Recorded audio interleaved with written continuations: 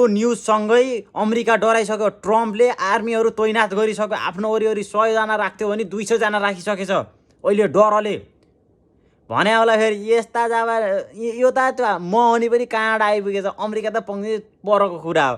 अनि ओइल लेख्ने ठाउँमा ओली लेख्यो भने मात्र झुक्केर ट्रम्पले तेरो त्यो ओली भन्ने छ नि त्यो सेफ्टी टङ्कीको गु हुन्न गु तिमीहरूले खाने गु छ नि त्यहाँ खाली गरेको भने खाएर हो त्यो ठाउँको त्यो सेफ्टी टङ्कीको पालभित्र मन्टो हालेर बस्छ टाउको मास्तिर त्यहाँबाट हक्छ तिमीहरूले त्यही खाने हो। फेरि त्यही अमेरिकाबाट आएको पैसाले बाँचेर आऊ क्या झोलेहरू तिमीहरू। हामी जस्ता के अरे विदेश गएका नेपालीको रेमिट्यान्स र त्यही अमेरिकाबाट आएको तिमी एनजिओ के भन्छ नि त्यसैले बाँचेर आऊ। ट्रम्पलाई डराउनु दिने लाज भन्ने घिन भन्ने छैन। अझ पानामा मात्र सीमित हुन्छ।